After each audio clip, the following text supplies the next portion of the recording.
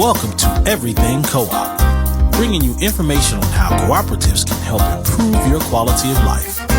This show is being sponsored by the National Co-op Bank, NCB. The NCB is dedicated to strengthening communities nationwide for the delivery of banking and financial services for the nation's cooperatives, their members, and other socially responsible organizations. For more information on the power of community ownership, visit ncb.coop. That's ncb.coop. Now stay tuned for your host, Vernon Oakes. The program was paid for by Everything Co-op. Has your teen received their meningitis B vaccine? Good morning, everybody. Good morning. This is Vernon Oakes. Welcome to Everything Co-op this beautiful Thursday morning in Washington, D.C. A little warm, but the sun is up. And our guest today is Julian Hill. Good morning, Julian. Hey, Vernon. Good to see you. How's everything going? Everything is great. So you're a professor at Georgia State University College of Law. That sounds exciting and like you smart. Something like that. It's working out. They treat me okay over there. They do? So where are you at this day? What part of the world? So I'm currently in Atlanta. I guess generally, specifically I'm in Decatur. I just moved out here a little over a month ago. But yeah, I'm here in Georgia, and it's hot over here too. I'll tell you that much. All right. How far is Decatur from Atlanta? Depends on the part of Decatur you're in. I'm in the unincorporated part. I'm pretty far west in Decatur, so I can get to downtown in like 15 minutes. Oh, driving. Okay. All right. Yeah. So in D.C., almost everything is 15, 20 minutes away. So, okay. So let's get a little bit about you. Where did you grow up, and where did you go to school? Yeah, so I grew up in a relatively small town about an hour south of Chicago. It's called Kankakee. It's about, 27,000 or so people now. And so I did all of my schooling there in the public school system in Kankakee. Graduated from high school. And I ended up going to undergrad at Northwestern, which is just north of the city, for folks who aren't aware, at least the undergrad campus in Evanston, Illinois. And, went there. It was close enough but far enough to have actual college experience. And I studied philosophy there. Philosophy? Yep. Okay.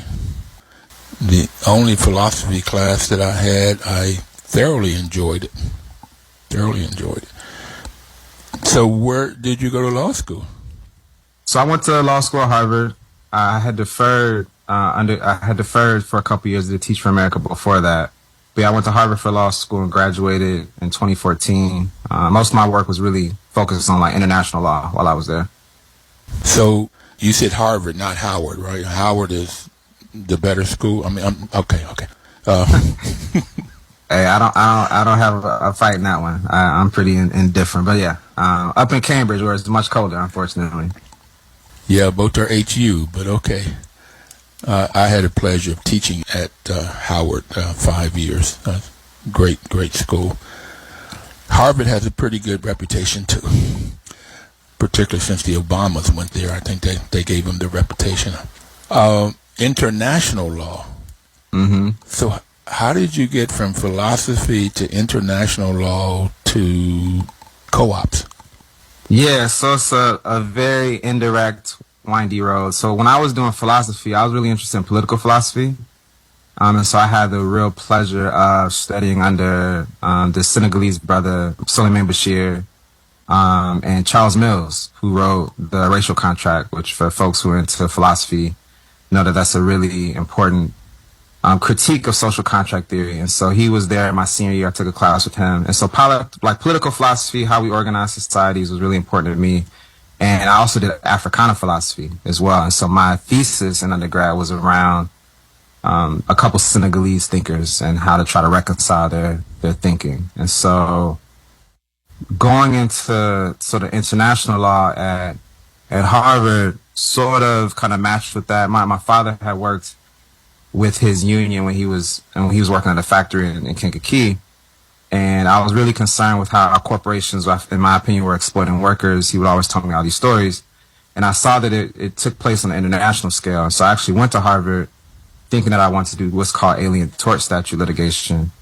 which is basically a means through which lawyers were trying to basically sue companies for helping with human rights violations overseas. So Company X is using local resources, contaminating the water, and then they're paying off the government to like quell protests, and people are getting killed, people are getting tortured. So I thought I wanted to do that kind of law. Realized quickly that it wasn't really in line with my theory of change. And the switch to kind of transactional work really was around me having done student organizing, and went to a law firm just doing general Latin American practice work, and learned about cooperatives by reading Collective Courage by Jessica Nimhart as a part of a study group. So that was kind of what turned me on to cooperatives. Alien tort status litigation? That's a new one for me. Okay.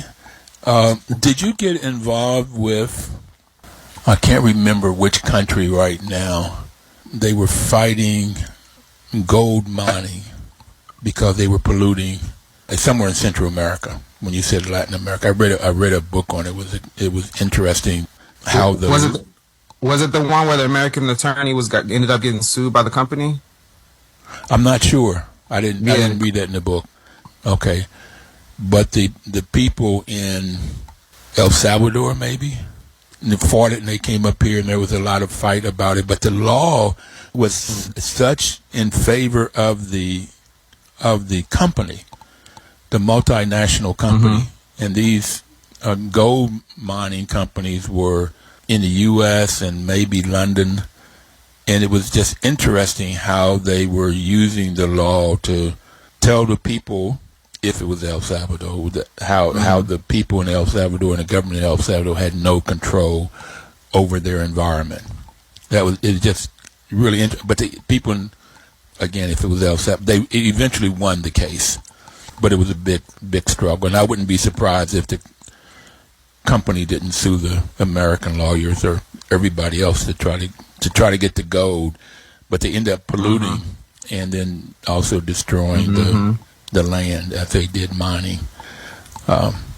So that would be interesting to me, that kind of law.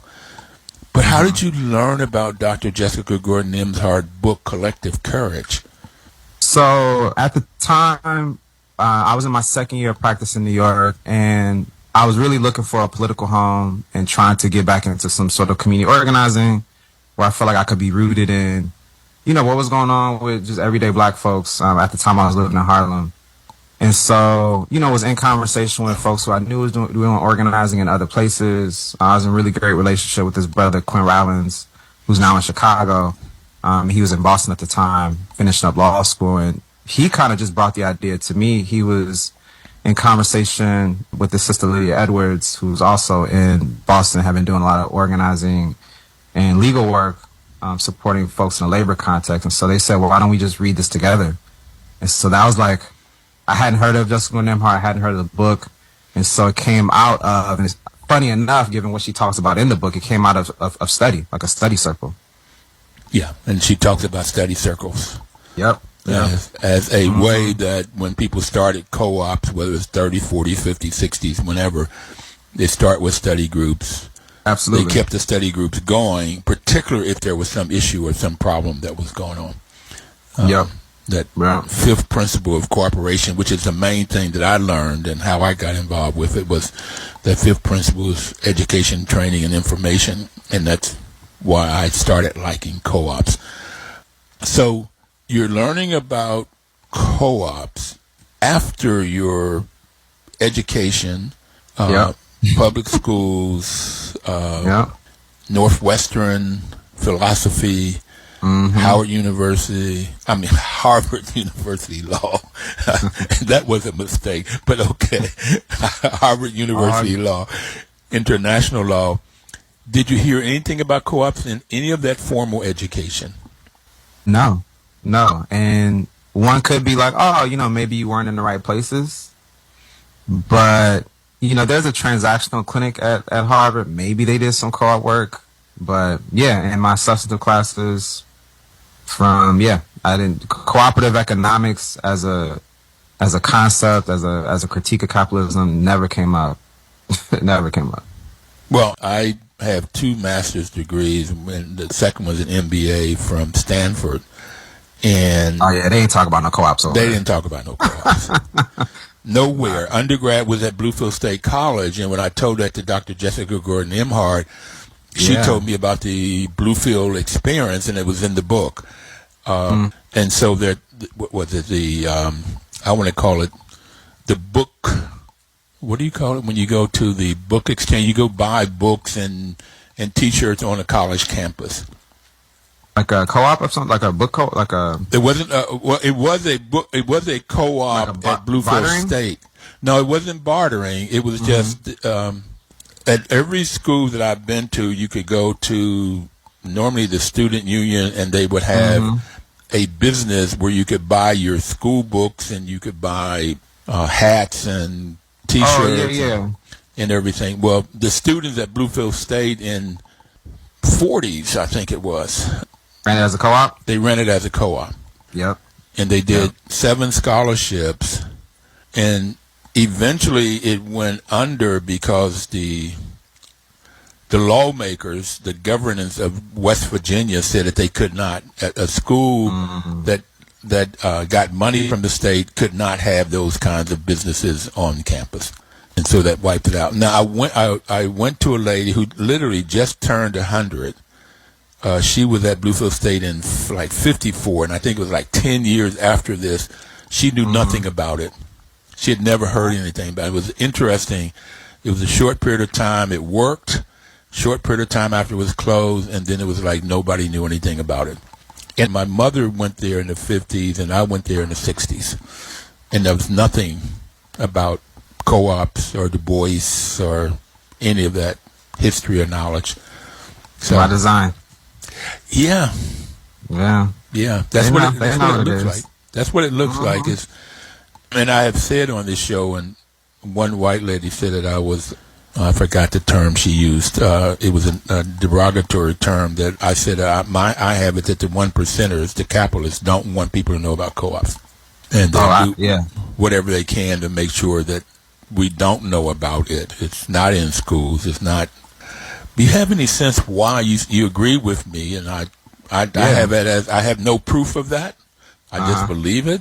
So why would you think that capitalists would not want people to know about co-ops? Well, I think part of it is philosophical in the sense that it rubs up against the core of capitalism, right? If capitalism is about we put profit over everything, we don't center any other stakeholders aside from the shareholders. Cooperative economics forces you to kind of think more collectively and think about it more democratically, right? So workers aren't just these folks you just exploit and then pay wages so that you can kind of take the profits, even if you're living in France or wherever you live as a shareholder.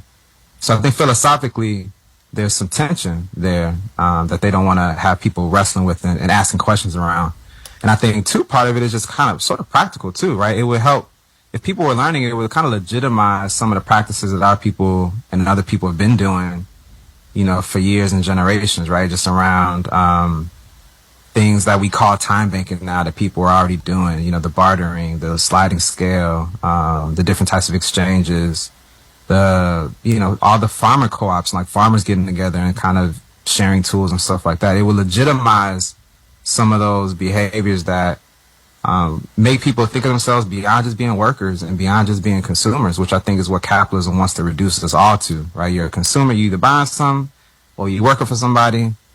And so I think those are two, and they know education, right? Like they didn't want black folks reading books for a reason. They want black people, knowing how to read the Bible even for a reason. And so I think there are ways in which they've always, they being the capitalists, being the sort of the elites, have always known that people knowing things leads to them asking questions, which might lead to them behaving differently. So it's definitely a strategic move meant to kind of keep us locked into capitalism, thinking that this is all we can do. And in Atlanta, black capitalism, in my opinion, it seems like it's working. So, well, first I want to compliment you. You described that better than I have. I've tried to describe it several times.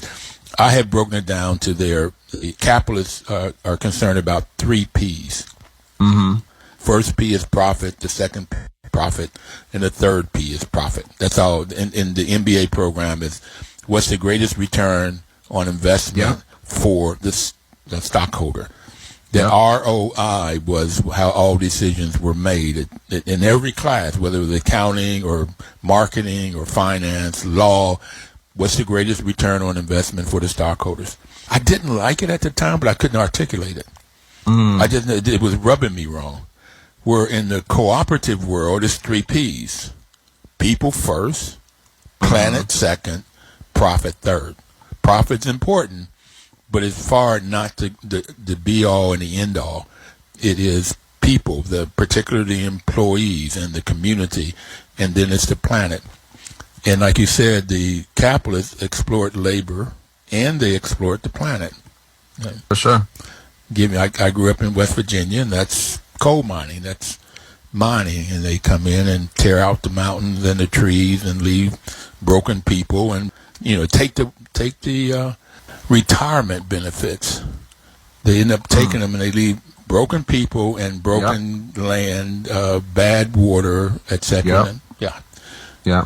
If we have time, I'd love to talk about a class I took in law school that inspired me in terms of my teaching. If we got time, no worries. No, but I would like to hear it now. I mean, because you were just mentioning the kind of classes you took, and I like to kind of name call and just give people their flowers and recognize them whenever I can. So I took a class with this guy, John Hanson, in law school on corporations. And the reason I'm thinking about it is because, corporations is typically one of the classes in a legal context where you learn about, hey, the law says that profit is what is the most important. Directors are neglecting their quote-unquote fiduciary duties if they're not helping folks meet their maximization of profit ends. And what I appreciate about his class, the first 3 or 4 weeks, we actually talked about slavery and the ways in which an economic system that's rooted in profit only can lead to really awful things, like the commodification of actual human beings.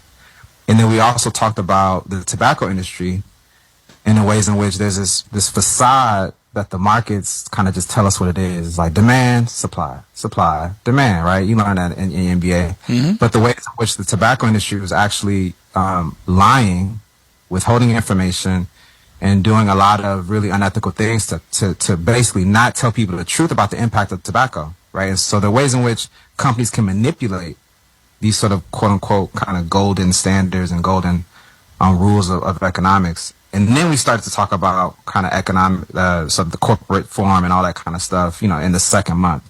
And so there are ways in which, even in a law school class, like this corporation is it's almost quasi-required in most places where professors really can do some transformative things. And I mean, law school was okay, but that was definitely one of the highlights of my classes, and was one of the things that made me kind of question some of the rooted assumptions of capitalism. Was John Hanson black or white? John Hanson, white guy. He's doing some good work. There's an institute that he's been running that's kind of questioning the corporate form and all that kind of stuff. But shout out to him. Fantastic. So you read the book with a study group, Collective Courage. What did you do next, particularly in the co-op world? Yeah, so my immediate reaction was, one, lawyers got to be doing something in this space, so let me figure out what they're doing here in New York. And so I did some research, and I found Carmen Huertas Noble, who's become a friend and a mentor of mine. She's the clinical director with the Community Development Clinic at CUNY in New York. And I would say, hey, I see your clinic does this work. Can I do some pro bono work with y'all, just so I can kind of get into the practice? And a lot of folks who are in law firms, use pro bono some way, and sometimes to get out of the work, right, to find something that they can do. So ended up having a call with her and our pro bono folks. It didn't work out. But a year later, I had been networking. I went to, I think that year, the National Worker Co-op Conference was in New York at Fordham. So I went to that, met a bunch of people.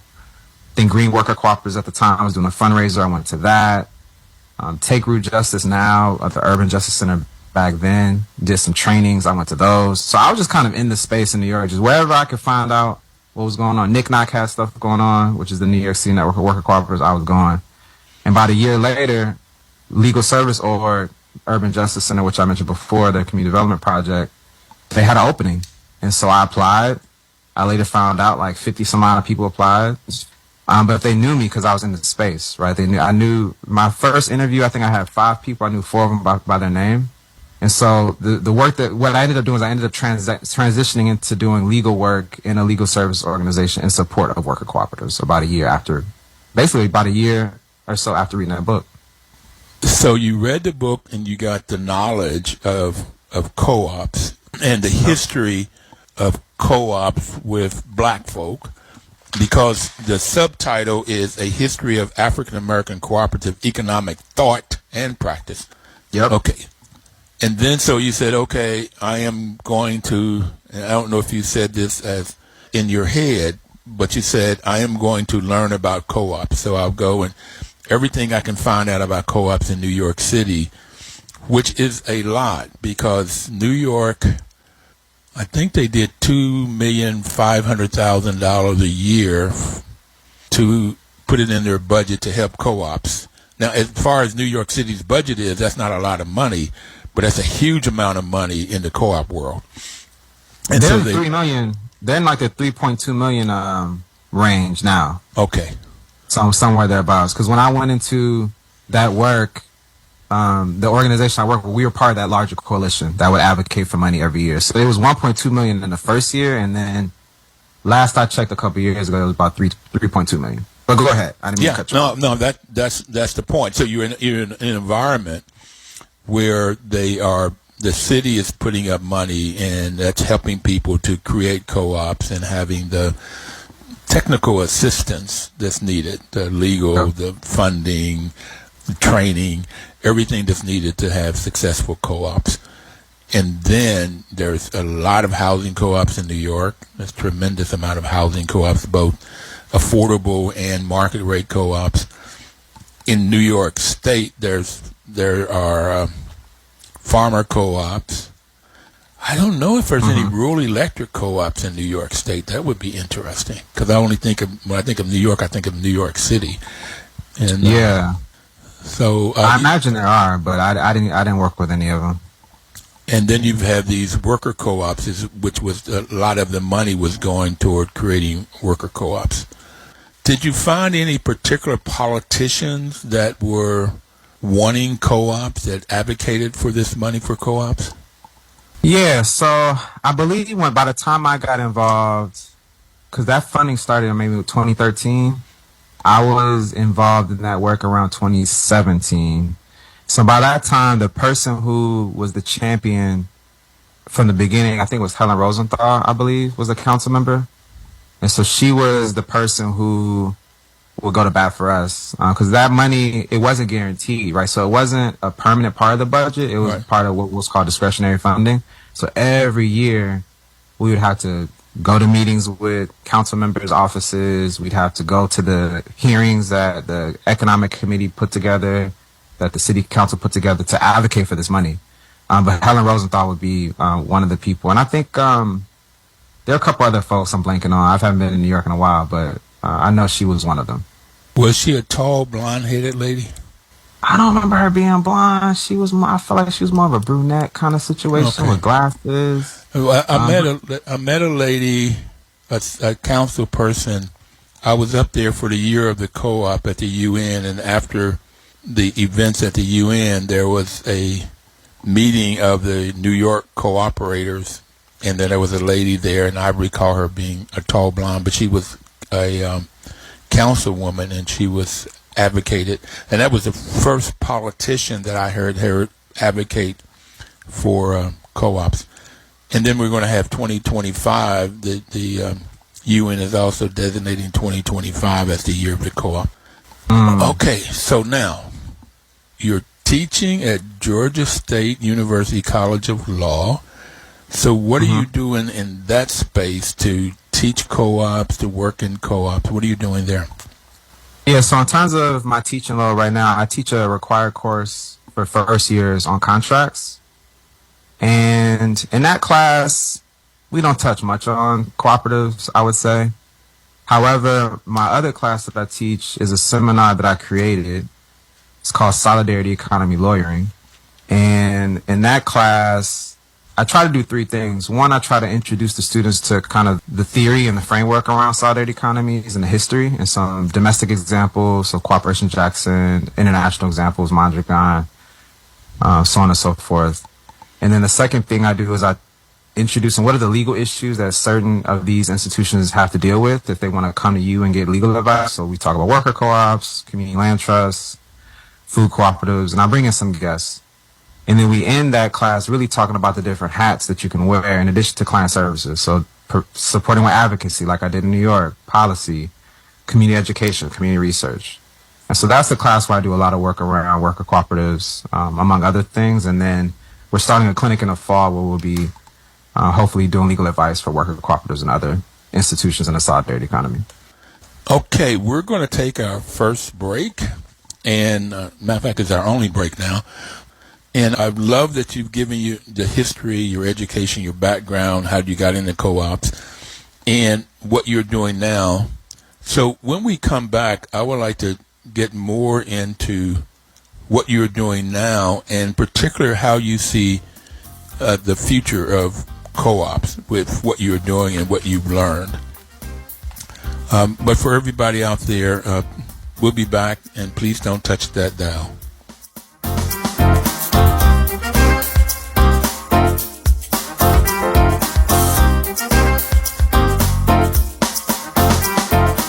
News Talk 1450 WOL AM. Welcome back, everybody. This is Vernon Oaks, and the program is Everything Co-op. Julian Hill, professor of law at Georgia State University, is our guest today.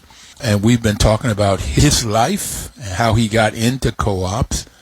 And I guess I would say, Julian, you can be thankful to your friend that brought the book Collective Courage to you. They opened up a whole new world for you.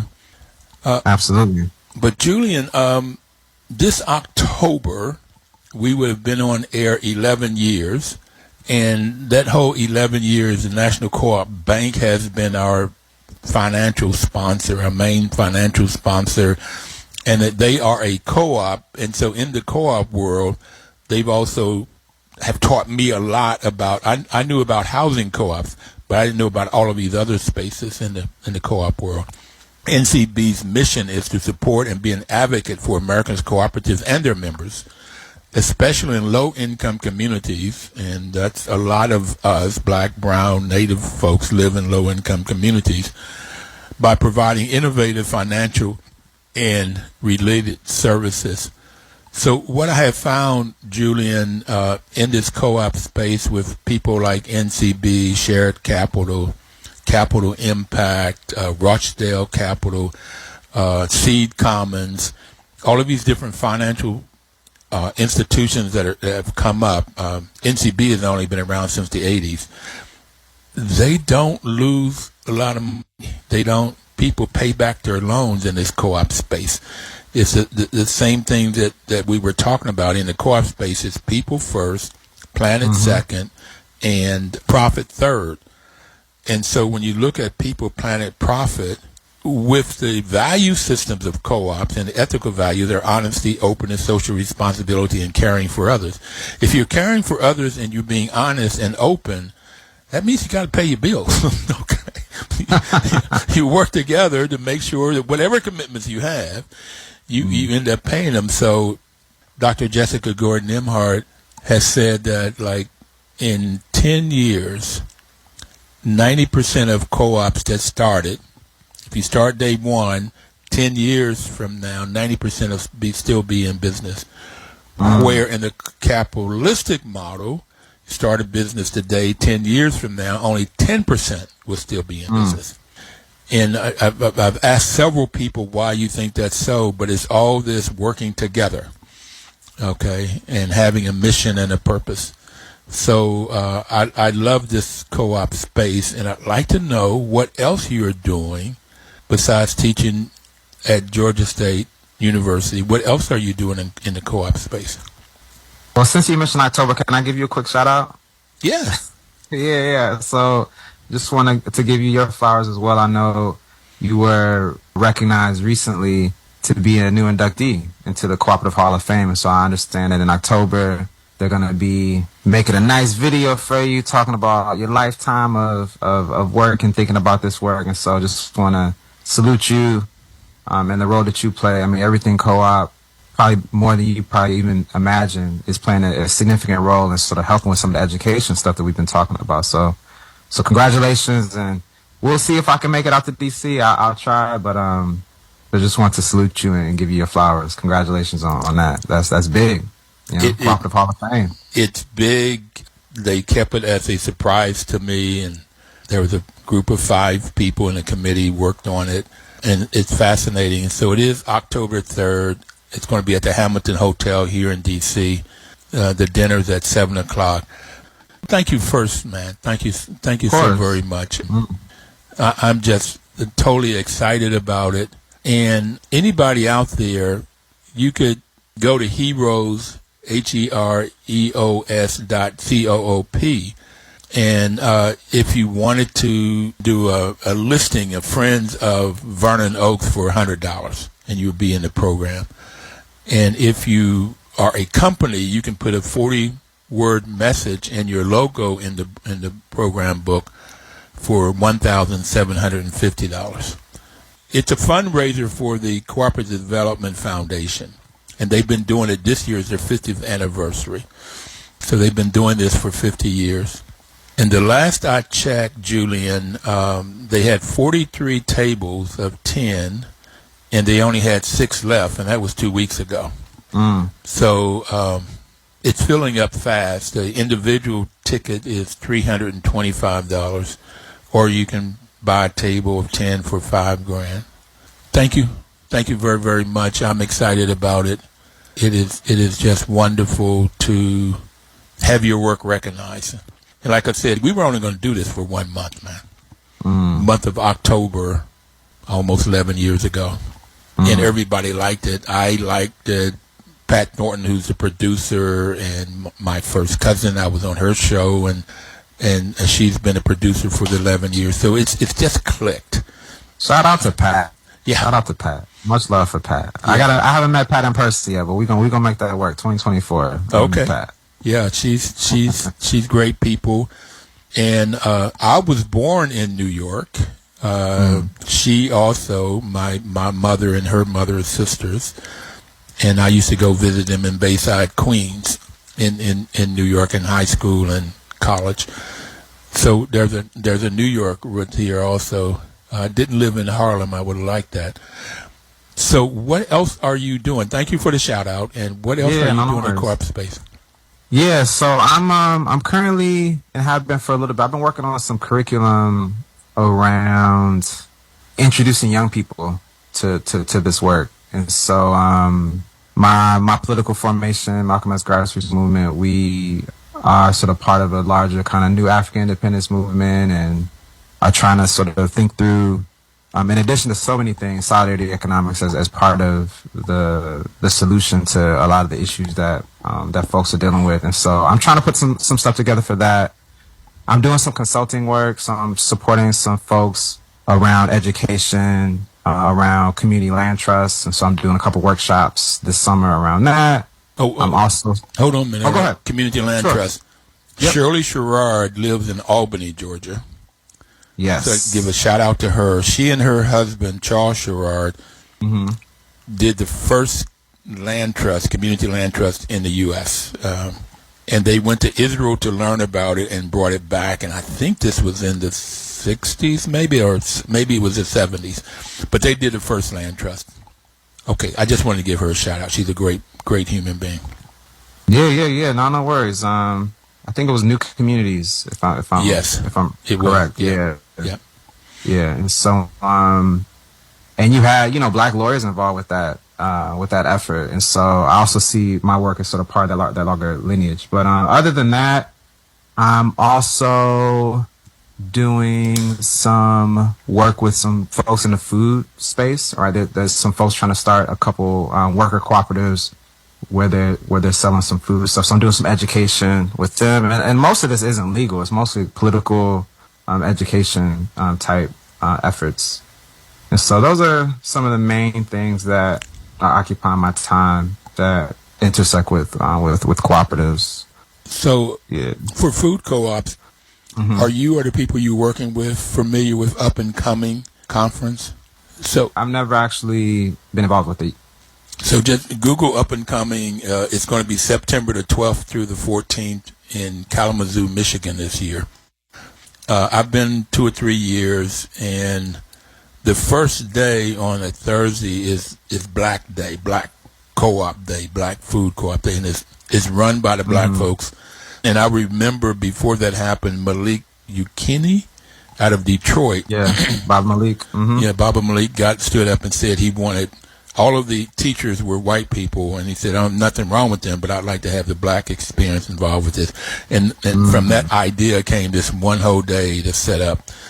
And I went last year, and it was just phenomenal. I'm not going to go this year because the U.S. Federation of Worker Co-ops is having their conference on the same day, and I haven't been to one of theirs in about 5 years. So I'm going to theirs, which is September the 12th through the 14th also. I'm doing something with them, too, actually. I'm doing a workshop with the Federation on conflict and healing justice, and I'm also doing some stuff with the National Association of Black Cooperators, which I forgot to mention, on their steering committee, sort of a national formation of folks doing cooperative work. And so the Black Cooperative Agenda conference that was in Minneapolis a couple weeks ago, NABC, the acronym for that organization, was heavy in the space. So didn't want to forget them. Also, shout out to Gangsters of Growers. Those are the folks I work with here in Atlanta who are doing this stuff around food. Abby and her team are doing great work. And then also the Guild, Nikishka, Avery, and some other folks I've been working with as well. So, sorry. Oh, no. That's great because I've known about NABC since they got started, but I was there at the beginning in Baltimore. Yep. I haven't been involved, and I put my name down for involvement this year because we were both in Minnesota. So, National Association of Black Co-ops, NABC. I like this Gangsters and Growers. I want to know more about that. I just like their title. Okay. Okay. Yeah. But you had told me once before you were looking at doing a law clinic at Georgia State. What's that about? Oh man, yeah, that's right. I keep thinking about all the other things that I'm doing at around co-ops. Yes. So for folks who aren't familiar, law clinics and law schools are basically kind of like miniature law practices at law schools. They're specifically focusing on some type of work. So like an immigrants' rights clinic, civil rights clinic, criminal justice clinic. My clinic is going to be a community development entrepreneurship clinic. And what happens is the professors teach a seminar, and so the students will learn the substantive law, and they'll also learn the relevant skills for actually advising potential clients. And then in addition to that, they actually take on clients and do student attorney work. And so we supervise them. They do all the drafting, all the client communications, and they get credit. And so, yeah, I'll be launching what will be the only transactional law clinic in the entire Atlanta metropolitan area, which is very bizarre to me. But the hope is that through that formation, we will be doing some work with different types of cooperatives. And I'm also potentially going to do some collaboration. I forgot to mention this. I'm also supporting the folks at Morehouse College with their, I forget the full acronyms, the International Labor something or others.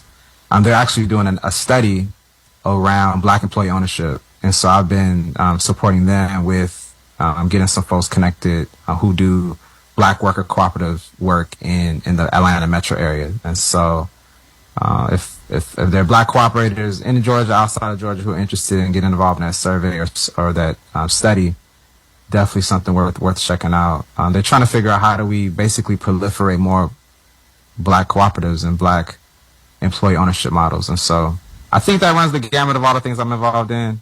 And that's about the clinic. Sorry about that. Okay. Stacy Sutton out of University UIC. of Illinois, Chicago. Yep. She's been doing research on that also. She seemed like she would be a great person to have the people at Morehouse talk to, particularly the research and how you set it up and how you do all of that stuff. So just to let you know, I've taught college 10 years in my career, and I would love to get back into teaching about co-ops and the co-op business. I taught at Howard 5 years in their marketing department, ran their MBA program 2, in GW 1 year. So I'm looking for, and putting this commercial out, I'm looking for places to teach about this cooperative model, from the business side, not the legal side. Okay. Okay. Morehouse would be extremely interesting, and so would be the Georgia State University. Come on through, Robert. Come on through. They need some cooperative economics out here for sure. Okay, so you're doing the clinic. You have all of these different things that you're doing, this curriculum for school children. Mm-hmm. Is it going to be elementary school, junior high, high school, college? What? Yes, I'm working on some curriculum that's going to be for folks as young as 6. As young as 6? As young as 6, yeah. Okay. So there are a couple potential opportunities. So there's Quilombo Cultural, I think it's Cultural Center, Cultural School, Indicator. Folks should look it up and support. I have some relationships there, so there's opportunities to maybe work with some of the young people there. But yeah, that's the age range, up to high school. It'll be different, obviously, for high schoolers versus elementary school age folks. But I'm looking to put some stuff together for that range of folks. So I had a lady on the show once from Florida, and she was looking to do the same thing, curriculum from elementary school all the way through college. And she had a person with her from Puerto Rico because they had, at the time, this may have been 7 years ago, they had 54 different co-ops in schools there. And they matter of fact, that year it was the U.S. Federation of Worker Co-ops conference in Baltimore that I went up to their class, and they had pictures of elementary school students having a board meeting. And if I can find her name and number, I'll send it to you, because she was doing the same thing, and we'll see where she is in implementing that. So I guess what I want to talk to you about now is how do you connect your political philosophy, particularly, all the way through this co-op space, particularly as we're looking at presidential election? How might all of that work? Yeah. So my interest in philosophy was largely thinking about sort of it from a sort of an Afrocentric perspective. What were kind of African thinkers thinking through? But it was also an interest around political philosophy. So the ways in which people engage with the state, whether this kind of social contract theory sort of really works, how does race and all these things play, and how do we kind of ensure that people have some semblance of ability to self-determine, to make decisions, so on and so forth. And so, you know, a lot of the work I think about with cooperatives is really rooted in the solidarity economy more broadly, and kind of sort of economic democracy in the ways in which, as you mentioned before, we're centering like people in important ways. And if you can't center people, people don't have a voice, if people aren't able to participate. And, you know, one of the things I think about is you can have a solidarity economy, but you also have to have some sort of political apparatus. You have to have some thoughts around how you do education, how you think about media, so on and so forth. And, you know, two of the biggest gaps that I've identified in most of the ecosystems I've been in is a lack of political education, right? So people just talking about this in the barbershops, at the libraries, so on and so forth, and a lack of just good organizing, right? And so someone who thinks about the ways in which our current political system, you know, quote unquote representative democracy, really is rooted in centering the elites. You know, the solidarity economy offers, you know, along with thinking about dual power, along with thinking about direct democracy, really important alternatives to what we're seeing now, where people really didn't have a choice if you're on the Democratic side, right? It's just, you know, nobody primary Biden, right? People knew he was having issues months ago. And now it's this whole crisis around, well, are we going to replace him? Are we not?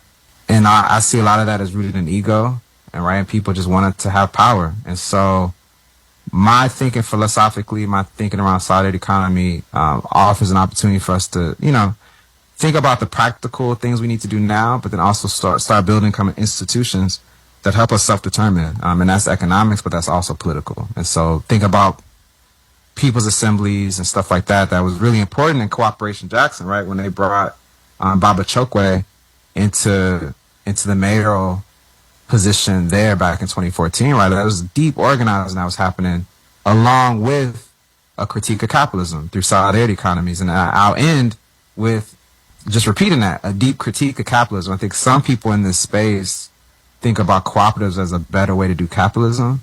And there's a spectrum. And I'm on the ship like, actually, no. Capitalism, black capitalism, does not work for our people. And I think about cooperatives as a means through which to really upend and kind of transform our economy. And so I wanted to be clear about that, because there are different factions within this space that I think are a bit more accommodationist than I would be. Well, I'm with you. I see as cooperation on one hand and capitalism on another. I don't see them fitting. And when I went to get my MBA, I'm total capitalist. Okay, I'm wanting to make money for me and my family. That's it. That's the focus. Mm-hmm. And then to say, oh, I want us to make money for our families and the community. That's a whole different space. Yeah. Okay, and that's the space I like, is how do we work together, particularly since we brought these ideas on the ships with us in them hulls when they brought us over here in slavery, brought these ideas with us. So, yeah, they've been with us. I have it since the beginning of time, is how do we work together. We had to work together to fight off the tigers. Absolutely. Absolutely. So what's the future? Go ahead. No, I said, and also in times of uncertainty, right? Like, they had no idea whether that they would get free, right? And they were like, I'm going to fight. A lot of us, I would say, a lot of them, like, I'm going to fight and we're going to see. But I'm not going to just sit and take this, right? A lot of uncertainty. And I think there's a lot of uncertainty now, but there's a lot of inspiration we can draw from that. Yeah, I mean, if you just look at the black colleges and universities, they started with us pinching pennies, often through a church, but you have these churches where we're putting in our pennies and they grow, and then they start a school or in the basement or wherever, and the man has said you can't teach, but we teach anyway, teach people how to read, write, and do arithmetic. So, yeah, we kept doing it. So where do you see the future for this whole cooperation? Yeah, I mean, I'm excited about the work that's happening with the National Association of Black Cooperators. I think there's a lot of culture that's missing from talking about cooperative ecosystems, us cooperating together.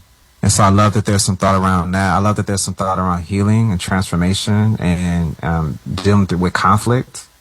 That's another issue that I've seen really unravel cooperatives and unravel cooperative ecosystems. And so I think wrestling with that, us wrestling with just deep political education, like how we educate our families, how we engage with and educate people on our blocks, right? I think those sorts of conversations that require us to get out of our silos and really, like, we have to actually become different people, right? Like, some of that is retrieving some ancestral practice, and some of that is like making assessments of our current conditions that no one has ever seen before.